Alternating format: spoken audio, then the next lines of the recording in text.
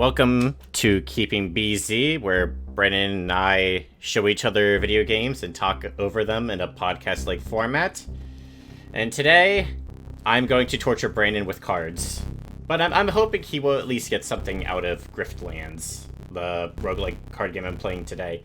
I could have picked Slay the Spire, but I wanted to choose something that hasn't been done to death, and that Brandon would hopefully find a bit more interesting.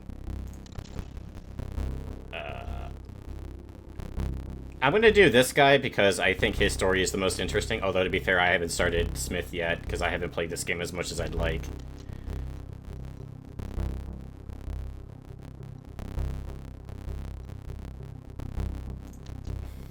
Okay, and like every game, you can choose an easier difficulty to just experience the story.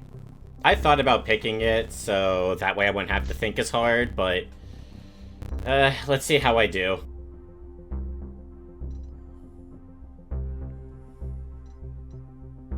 I didn't even know this had permanent upgrades. I completely forgot about that. Yeah, according to Steam, I haven't played this game in 3 years, but I should know enough about it. I mean, that checks out, Zach. The game came out in 2021. Yeah. I mean, immediately from the title screen, I do like the science fiction, cyberpunk kind of look of it. That obviously does appeal to me. I'm admittedly the kind of person that prefers sci-fi settings where there are not aliens, where it's just humanity gets out deep into space and realizes that we're all alone, so we just have to exist with each other.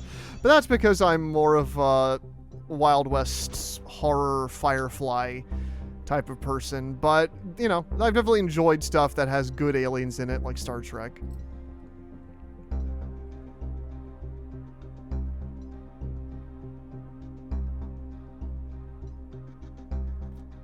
I mean, I imagine you would need a tough constitution to go into space because who knows what kind of stuff you're going to be digesting in order to just survive. That is true. I do want to start off with extra health. And let's start off with extra money. That should be good. I don't want to spend too much time just unlocking a bunch of stuff. This is a roguelike, but are you meant to do like everything in one run, or can you like save in this game? I think you're meant to do everything at one run. You can make decisions. I kind of think of it as like Half-Life, where, not Half-Life, Fallout, where you can make decisions, you can choose who you want to side with, and it's meant to be like you can replay it and choose different story options. Mm-hmm. You bear the brunt of the world when you wear a soldier's uniform. So you turned yours in and left the Admiralty. But even out of uniform, your name still carries the weight of your medals. Captain Rook, the veteran, the hero, the saboteur, the spy. These days, you freelance, and you're on your way to a job in Grout Bog, where the Spark Barons plumb the ruins looking for forgotten treasures. The bugs are hard to spot, but they bleed you dry if you let them. Seems like you'll fit in just fine.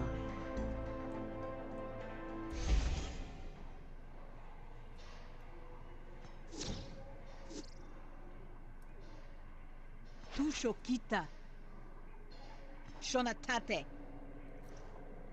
Siakiakoa. Kepakipu. So this game has something that a lot of other roguelike card games don't have. Usually a lot of these are based around solely battling, but this game has 2 decks, one for fights and one for negotiation. Ah. And both play completely differently. Oh, interesting. Okay, so it is like a battle in and of itself. So he has a gimmick called the coin, where he'll flip a coin, and then if you get the right result, you'll get this effect here. So I'll pay 1 to deal 1 to 3, and I'll flip a coin, and if it's snails, get it instead of heads and tails, if it's snails, I get a bonus damage. Alright, I might be remembering this wrong, because maybe it flips at the start of the turn.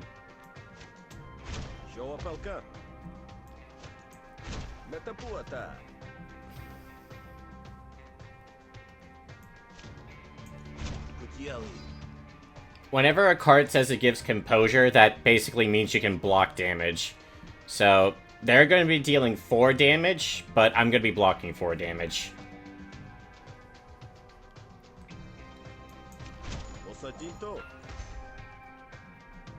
Oh, okay. Anytime I play a card with Gamble, that's when I flip the coin. And at the start of the turn, I think I flipped the coin then, too.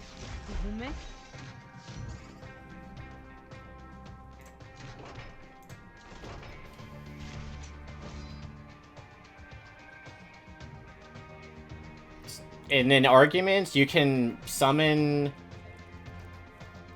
I forget what these are called. They have a specific name. I'm going to call them summons for now.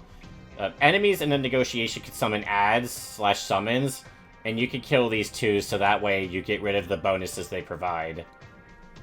Okay. But ultimately, the main card, like that he has in his deck, the one that's bigger and more highlighted is the one you actually need to take out in order to take him down. Yeah, I gotta take out this one, and then I'll win immediately. Okay.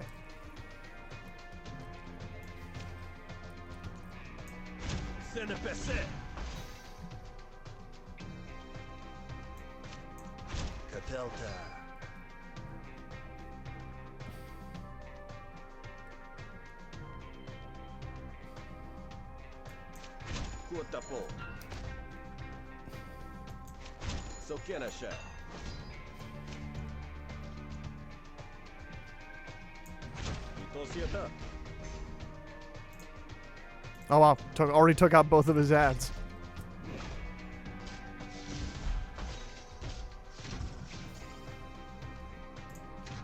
No, they keep stealing my cards. That's mean. Oh no, they stole your pleasantries. They stole my pleasantries, and now I will go for the kill.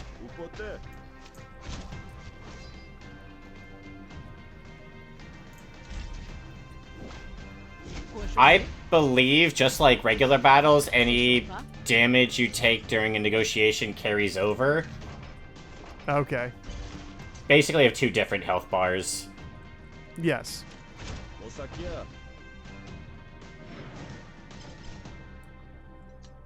But no, this is a cool idea to give more mechanics to a narrative-based game that isn't just combat. Yeah, I really like it. Because sometimes you'll want to do the combat, or sometimes you'll want to do the negotiation. And depending on how your playthrough goes, you might actually be better at one than the other. You might want to be more charismatic rather than solve everything with your fists. Mm-hmm.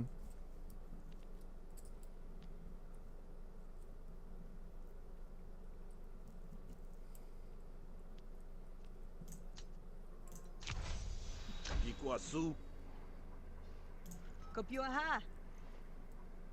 Sosekoa. Tienmosi. Gataso.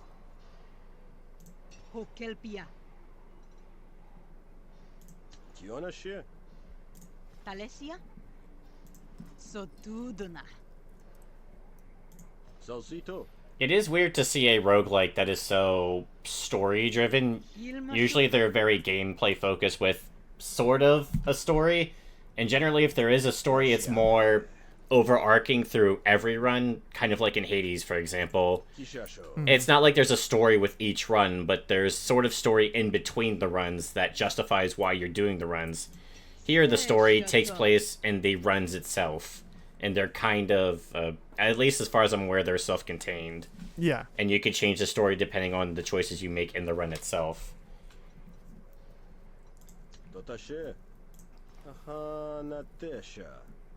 Tapioke.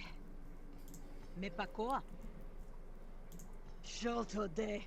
I like the touch of them speaking in an alien language, so that way they don't have to, like, physically voice every single line, but still have voice acting.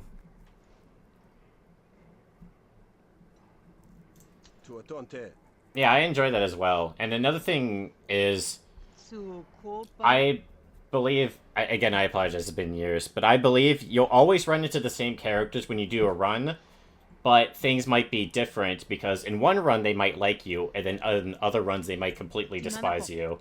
But I think that's usually always dependent on your choices. Wow, Cupa. I feel like a roguelike is a good way to do those choice matters type stories.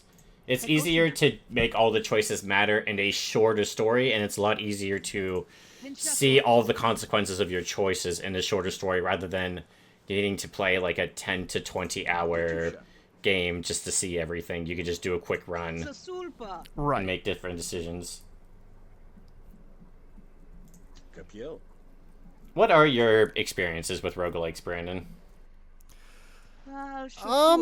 Honestly, I don't have many experiences with roguelikes. I've played a few here and there out of curiosity. Currently, I have a roguelike that I occasionally go back to called a Dream Scraper, which is actually a game I plan to, at some point, do for keeping BZ, which is, I haven't played Hades, but I imagine, from what I understand, this game has similar mechanics, but essentially, you play as a girl that just moved into a new town after moving away from her family's hometown for unexplained reasons. And it's her basically during the day trying to form friendships and form connections with the town outside. Meanwhile, when she goes back to her room to sleep, her dreams are actually the dungeons where you fight monsters. So over time, the dreams represent more and more closely the backstory of her experiences in her life as you uncover who she was and what brought her to this, while at the same time, learning about the people of the town she lives in. And it's all cool. It's all very well done, and the combat's very satisfying. Great art style, too. Runs really well on the Switch. But that's it. Besides, I did do one run of the game. What was it? Oh yeah, Death Road to Canada, the zombie game. And I did one run on Death Road to Canada, and I enjoyed it, but its difficulty, kind of makes it so you never get very far. But I do need to get around to Hades one day. Hades is great. I was originally being very contrarian when it came to Hades. Everyone was praising it. And I was like, how good could it be? I played it on Game Pass, and then I went, oh, this game is actually very good. And the beta for Hades 2 came out recently, and people will not stop trying to tell me about it. Oh, that's right, it did. Yeah, I am kind of excited for it, but I still gotta beat the first Hades. Yeah. I've heard nothing but great things about 2, even in early access.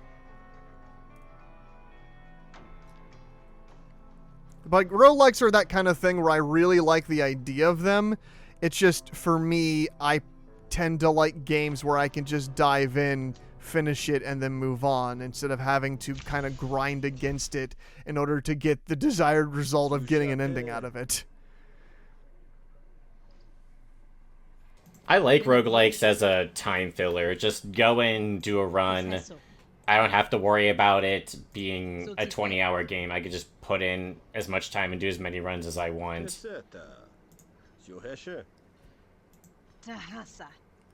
Although a lot of roguelikes nowadays have either stories or things to unlock. Binding of Isaac has unlocked if you do certain things. And Hades, of course, has the overarching story.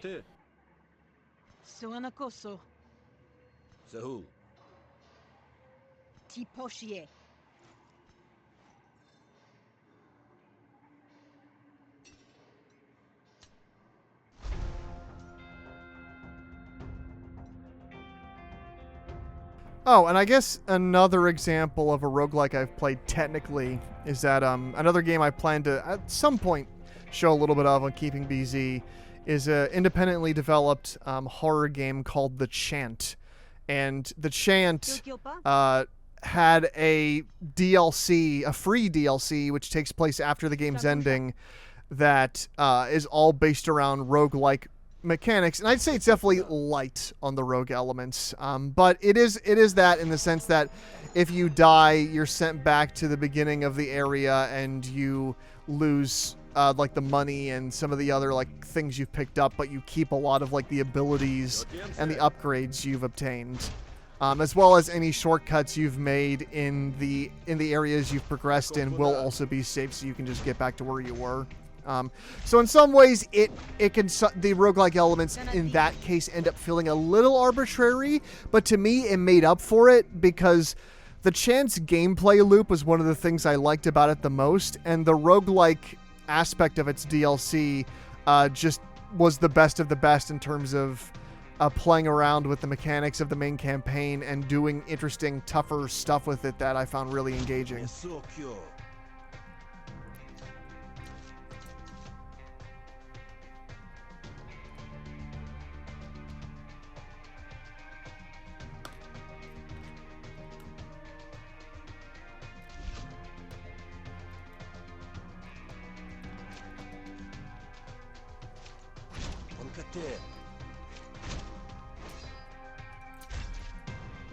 Now, do characters you go up against, do you ever go up against other characters that are also playable, or is it always entirely the same NPCs?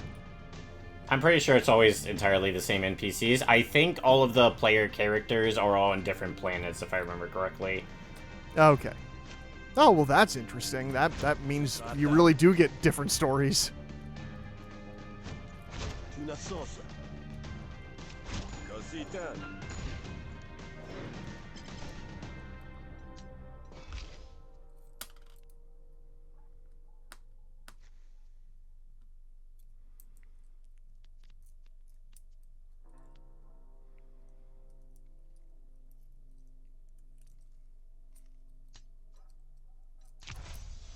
Sokotipia. Sutukotia.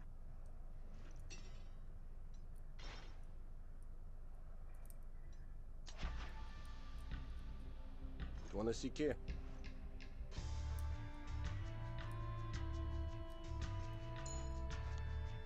Ashulsha. Sahasuna. Soanakie.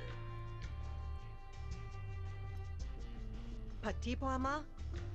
Ben Jose. Tiushako. Keshalpu. Sushuaki. Huashona. Shiadeku. Shutsona. I do like that gameplay function where you slide your mouse over keywords and it'll just tell you what that means. Yeah, same. It's very convenient. Holpeha. Sashesuntel. Which makes me think, back to games like Final Fantasy 13, where you have to hit the pause button, go into the game's dictionary, and if you don't know what a fal'C or a l'C is, you have to look up what it means. Yeah, I think that was the big problem a lot of people had with 13, right? Yeah, but once I read through the terms and soaked up a bunch of the history, it actually did enhance the story a lot for me. Does it mean something about the game not being very good at defining its own world in a natural way that doesn't involve you looking up stuff? Yeah, to some extent, but I feel like once I was able to forgive that, I did end up actually liking Final Fantasy 13's story. Despite some elements of it being extremely overdramatic. Now, is it like one of the best Final Fantasy games? No, I just think 13 is better than people make it out to be. I actually quite like the Paragon battle system as well. Yeah, the Paragon battle system does intrigue me. I haven't played much of it, but what I did play of Final Fantasy 13 2, that actually adds a bunch of new mechanics to the battle system that makes it even better. But the story... Yeah, I was about to say, I've heard the story gets batshit. Yeah, already what I played in Final Fantasy 13 2 was alternate dimensions and time travel, and I felt like my brain was going to explode.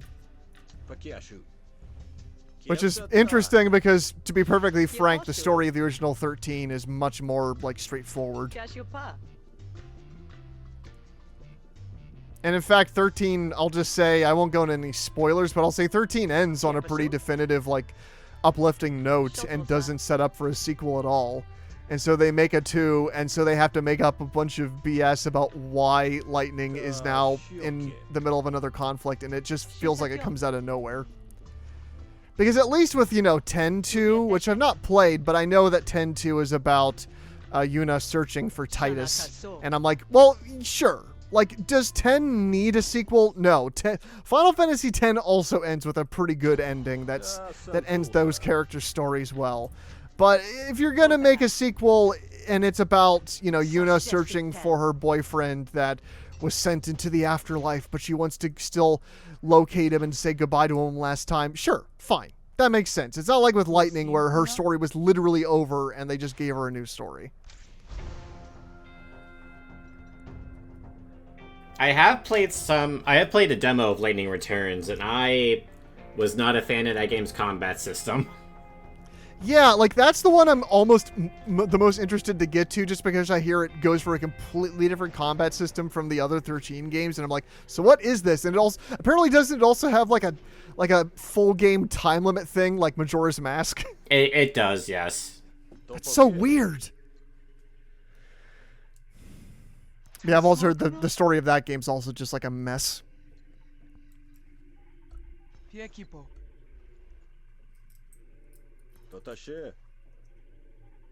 That's also a series too. Like the Final Fantasy 13 games are a series where Square Enix has never really given them like a good re-release. Like you have the versions on PS3, then you have the Steam releases, and the Steam releases are not well optimized. They are extremely laggy, and the frame rate constantly jitters back and forth. And so I hope one day they give those re-releases, because hell, they've re-released every single other damn Final Fantasy game to date. But not 13. I guess probably because of its critical reception, but come on. A lot of people don't like 8, and they've completely remastered 8 and added a bunch of quality of life features to it.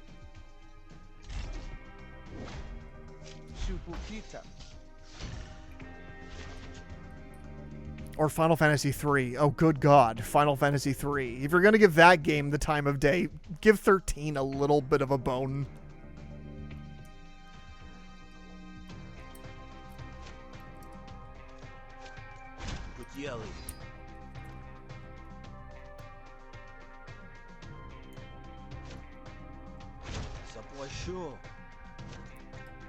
So it's all been pretty much entirely conversation-based battles, huh? Yeah, that's just because I've been picking those. Right now, I'm trying to convince these workers to help me fight the upcoming enemy. Okay.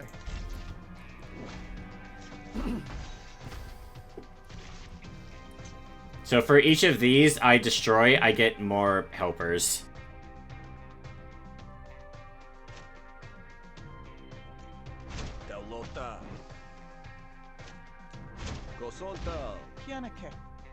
I dealt damage by asking about the weather. Honestly, that would also psychologically damage me.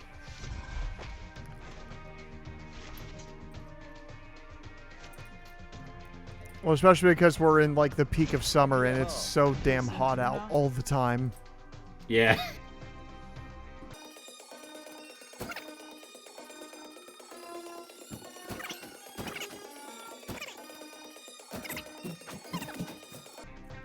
Oh, wow, he's very convincing.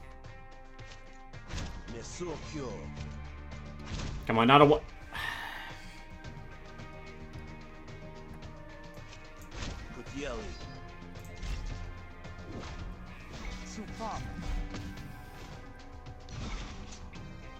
Yeah, if a negotiation takes too long, the enemy will start getting annoyed and they'll start getting stronger. Oh, I see. Yeah, that does make sense. And one other thing, every time I play a card, there's experience. They gain experience every time I play it. But because this battle's taking too long, just to make sure you can't farm a battle to upgrade all of your cards, at this point, none of these cards will gain experience. And what happens if you lose a negotiation? Do you just, like, the main character goes, oh my god, it's the first ever argument I've ever lost in my life, and then they have a heart attack and die? Yes, exactly. Okay. No, I don't think you die. I hope not, anyway. Ugh. Come on. I needed snails. There we go.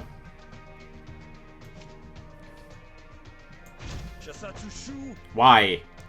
Never, Zach, never underestimate the stubbornness and fortitude of blue-collar workers. That's true.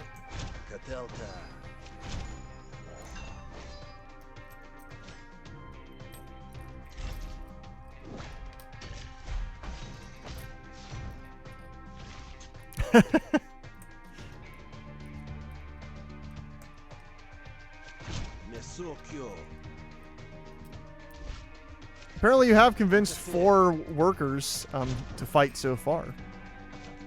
Yeah, I gotta get rid of this card. It's weakening me. I could also destroy this. Oh.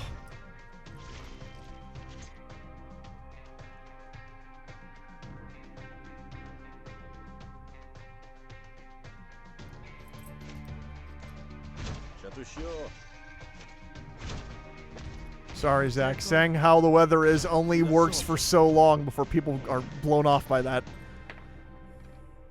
I made a joke like hot enough for you, and then he just started screaming.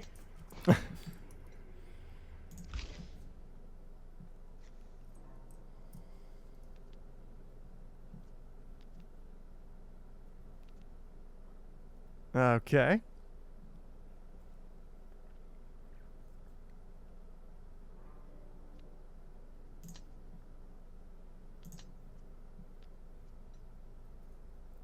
I don't even think I have any dominance yet, but we'll take it.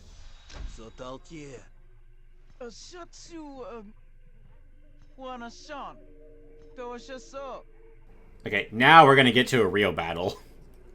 Okay. So will the workers be like party members in this case? I think they would have been. Never mind, I think they did the battle for me.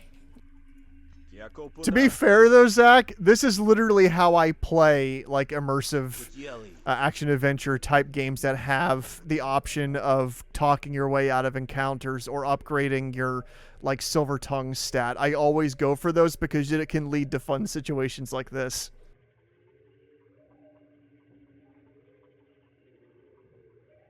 My only problem with these kind of mechanics in games, Zach, is when they tell you this is what you're going to say, and then you hit the button and they say something completely different. Like in Deus Ex Human Revolution, where I had to basically talk to this guy at the front of this police station to let me inside, so that way I could go in and grab these files I needed.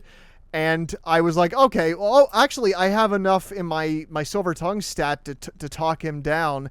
I'll use that.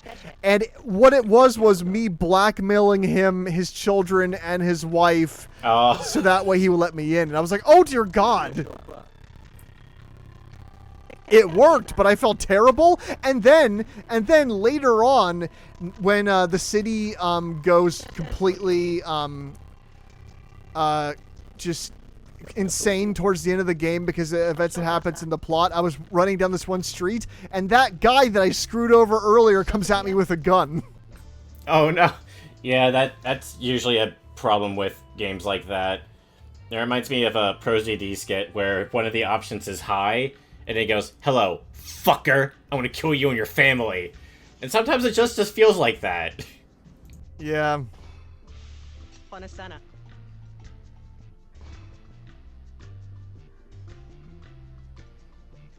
But that's the problem when you have to make a game where there's a lot of different options of how to handle situations. Ultimately, at some point when you're designing so many different conversation and combat encounters of all types, you're going to get to a point where at least one of the choices starts to feel a little weird or arbitrary when you actually do it.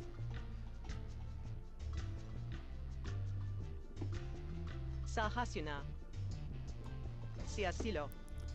Like the game Life is Strange, which I actually love Life is Strange quite a bit. I actually think I might like Life is Strange True Colors even better than the original.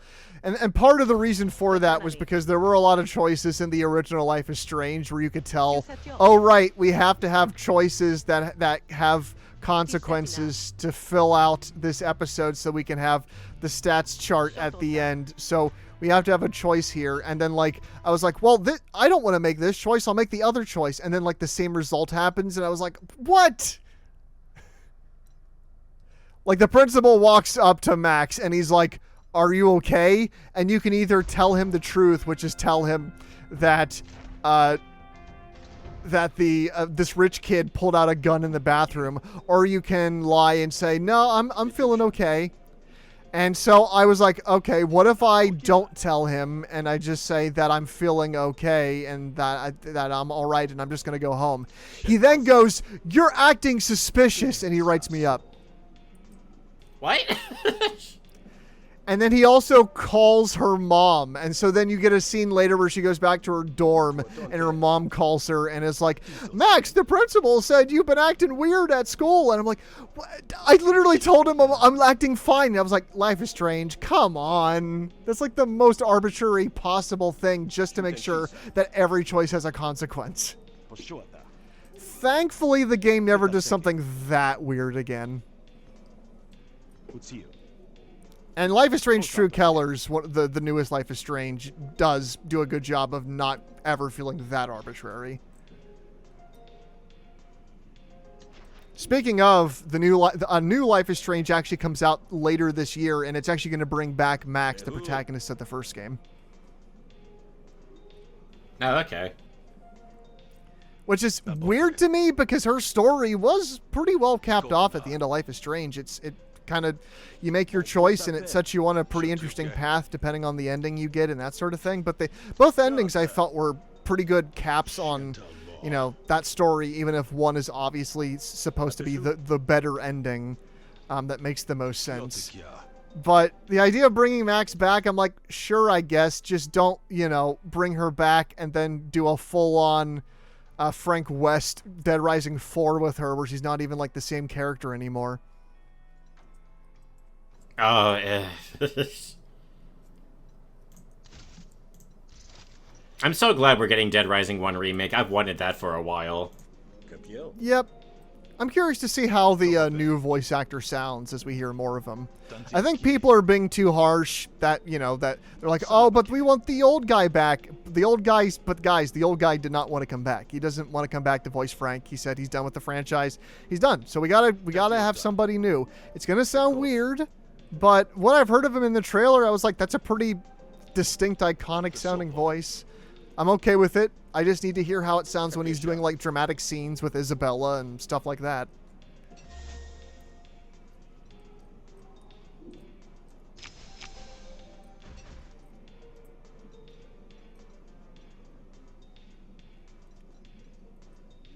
I guess the big question here is, where do they go from here? Do they then completely remaster and sort of remake 2, and then they just kind of do new games after that? I'm not sure.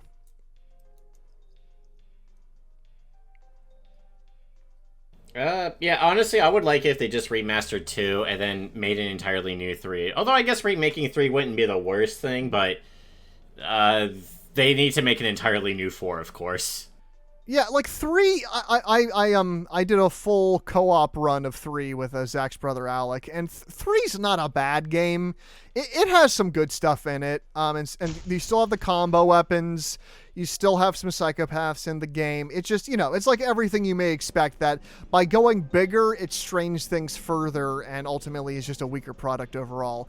And when they do bring back elements of the story from Dead Rising 1 and 2 to tie into 3, it's not very well executed. It feels bad. Not as bad as Dead Rising 4, but it definitely feels a little arbitrary and not very well written.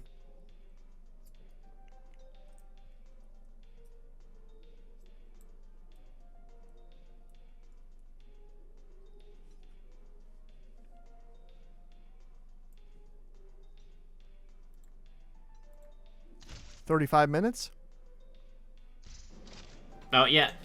I was hoping to at least show a battle, and I was hoping to do it at that one area, but I ended up being too good at talking. My power of asking about the weather prevented the battle from happening.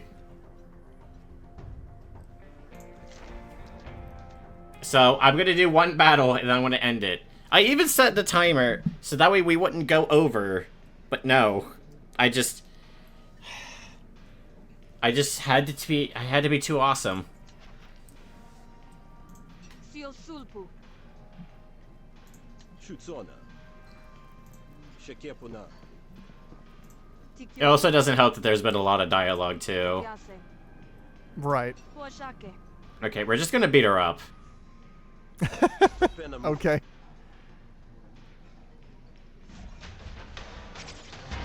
Okay, sure. This looks like a card battler. Yeah. The cool thing about this card battler, although we're not going to be able to see it here, you can actually have party members. You can even get a pet that will follow you around if you're able to find one. Okay.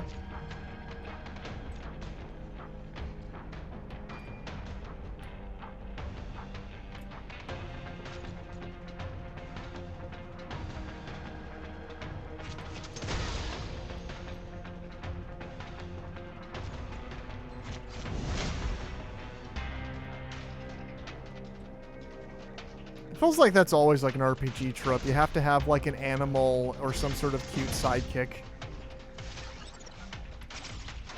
Like, what do you think inspired that trope? Just like Disney movies? I don't know. I think just people like having a pet. Yeah, probably that too. Like, technically, Red 13 in Final Fantasy VII fills that role, but he's also very much a character unto himself, not just an animal that, you know, makes roaring sounds.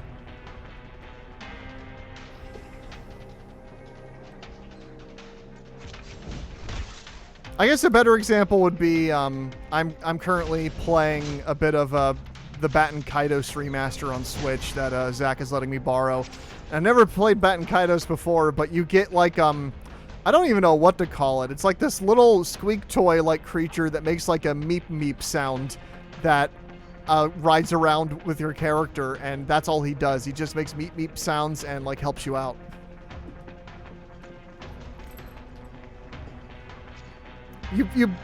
Most of the time I even forget he's even there until he hops out when stuff happens in the story. Because he does like that classic RPG thing where he just disappears inside of your player character until he's needed again.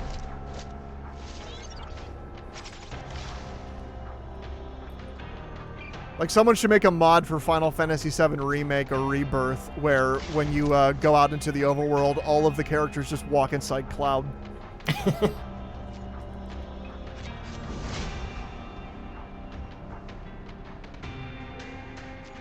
Hey, it probably would save on the frame rate for some people.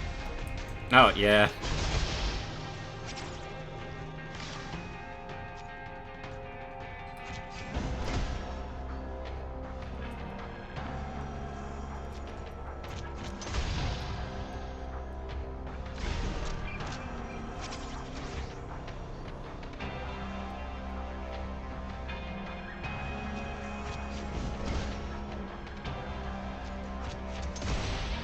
I am so bad with my rolls today.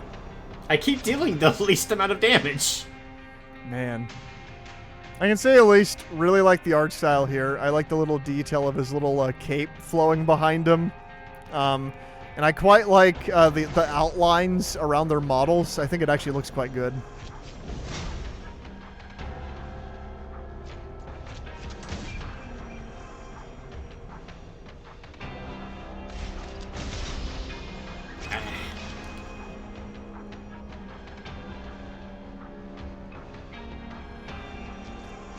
She's getting tired of talking with her guns, Zach. She's getting more powerful. There we go. No, we don't want to kill the target. So by lowering their health to a certain amount, you can either spare them or kill them outright. And it said on the bottom left that another character now dislikes you because of this action. Yeah, I punched her in the face and shot her in the stomach, and she doesn't like that for some reason. I see. Alrighty, but yeah, we've gone over 40 minutes because, of course, it's a Zach video. What's a Zach video without it going over half an hour? Yep. But I hope you guys enjoyed seeing Griftlands in action. I think it's a really great roguelike card game that I don't see a lot of people talk about, and I'm hoping to spread the word about it. And I hope Brandon isn't bleeding too much. Only a little bit, but I'll get over it. Alrighty, yeah, only a little bit of bleeding's fine. Alrighty, thank you for joining us for Griftlands, and we'll see you... Oh, 2 people dislike me, what the hell? I can't... You shoot one person and people start disliking you. Have a good night.